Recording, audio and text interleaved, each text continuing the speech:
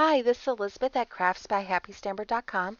Thanks for joining me today. This card is part of the One Stamp at a Time Love is in the Air blog hop that's going on today. You can click on the link in the description in order to follow along on the rest of the hop. I also did a Chinese food takeout box and fortune cookie love notes that you can check out on YouTube and on my blog. So let's get started. To make this card, I started with a piece of basic black cardstock and cut it to 4 1/4 by 11 and scored it at 5 1/2 for my card base. Now you're going to watch me as I design this card, so there's a little bit of going back and forth, and you can tell me whether you like me to show you this kind of stuff or not. But I cut out my first layer in Watermelon Wonder, which I later changed, but first I cut out it in just a traditional 4 inch by 5 1/4 inch layer. And I'm just making sure I like how it looks against the basic black there. Next, I took a piece of cardstock. This is Designer Series cardstock from the It's My Party paper stack, and it has mostly a white background, which is why I picked it, because wanted something brighter to go with the darker colors. Now, you just saw me there using a sanding block. I need a new blade, and I didn't want to put one in right now, so I just took a sanding block in order to smooth out my edges. If that ever happens to you, that's an easy way to get rid of those rough edges, and it looks perfectly perfect, like it would have if I had put in a new blade. So after I commit to those layers, I just cut um, the that designer series paper was cut at 3 7/8 by 5 1/8. Now I'm cutting a piece of basic black cardstock, which is 2 7/8 by 4 1/8. And at this point, I thought I was going to put it in the center, but I changed my mind later. Now I'm getting a piece of designer series paper, and this paper is mostly Melon Mambo, but this is the point where I change out the watercolor wonder paper. I mean watermelon wonder paper. I thought it was watermelon wonder that was in this card stack, but actually it is Melon Mambo. So this is me realizing that, uh-oh, I did it wrong. So I had to cut a new base out of Melon Mambo, and I cut it at 4 5 1/4. And now I'm going back to this layer where I cut it at 3 and no, yeah, 3 inches by 4 inches is basically what this Melamambo layer is. Now, if you are scribbling down all these measurements, do not worry about it. They are all written out very clearly in my blog post. It's much easier for you just to go there and copy it down than it is for you to write it down as you follow along. At least I think so. But if you want to write it down, I'm telling you the the dimensions. So this is the point where I decide I don't think I want it to be incredibly vertical. I want it to be kind of tilted a little. So I tilt it, but all my layers are kind of like falling apart. It's hard to see what's going on. So I decided to go ahead and use liquid glue to mat my layers so that I have fewer things to push around. So I like to use liquid glue when I'm aligning layers like this. It gives you a little bit of time to wiggle it around and push it so that you have equal layers on either side. Now, even though I used liquid glue, if you don't use enough liquid glue, then it will dry really quickly and you won't have time to move it around. So you could see here, I did not put enough liquid glue and I didn't have enough time to move it around. So I was able to take it off quickly before it really set, and add more liquid glue, and now I am aligning the layers better.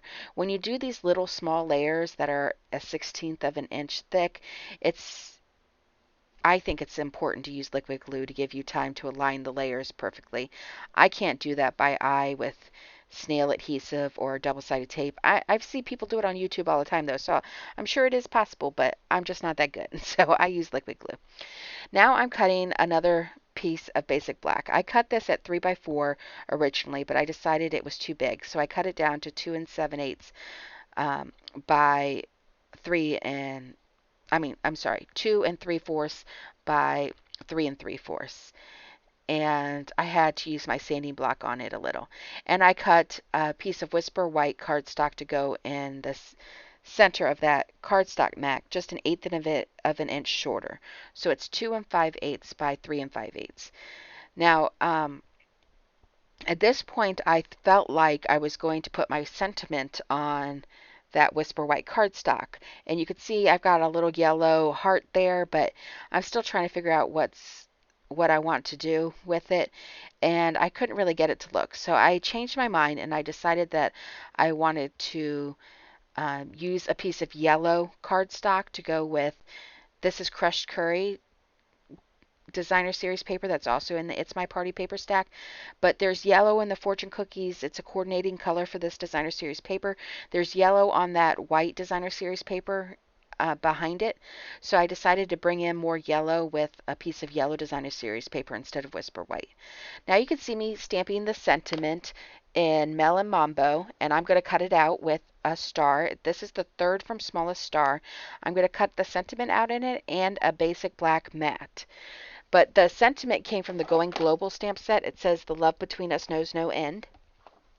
And now I'm gluing down my Crushed Curry Designer Series paper to its black mat, which is 1/8 of an inch larger than it.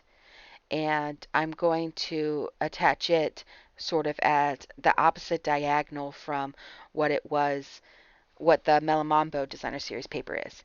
And I'm attaching the black star mat to the sentiment, and I'm just putting them slightly off centered so that you can see a little bit of the black in the background. And I'm still deciding what I want to do, and I decided that I would like a little more black to ground the panels, so I got some of my basic black satin ribbon, which is one of my favorite ribbons. It's a 3/8 inch satin ribbon, and I'm gluing down my yellow designer series paper mat at its diagonal, and I'm using glue dots to attach some of this basic black satin ribbon to the lower third of my card front. And I couldn't find my dimensionals, so there was a little break there while I was looking for them, but I gave up because I found a roll of foam tape. So I added a ton of foam tape to the back of this star. It is not going anywhere. I covered the whole thing with it. And I'm just going to add this to the left side of the lower panel of my front panel. And my front panel's almost done. I still need to mount it onto the basic back cardstock, and you can see me using my little sanding block because I noticed a little frayed edge on the Melamombo paper there. And now I'm going to add liquid glue to adhere my largest panel to the basic black cardstock. The inside I also used a Whisper White panel and stamped 3 hearts in the lower left hand corner. I didn't get to catch that on video, but that's what I did. I like to put a little something on the inside. Now this is the basic front of the card panel, but I decided to add a few enamel dots from the It's My Party accessory pack in the Occasions catalog, and this time I'm using 3 Melon Mambo candy dots that coordinate with this designer series paper pack that I've been using. I use the crushed curry ones on my tag for my Chinese food takeout box that goes with this card. And this is the Chinese food takeout box with the fortune cookies. They fit inside, but obviously I'm showing you the outside. You can check out those videos on my YouTube channel or on my blog. I hope you enjoyed this video. If you liked it, please give it a thumbs up. If you haven't subscribed already, please do so. And don't forget to click on the link in the description to check out my blog post. This is a great blog hop offered by the One Stamp at a Time. And if you click the next button, you'll get to see other great creations. Thanks for joining me.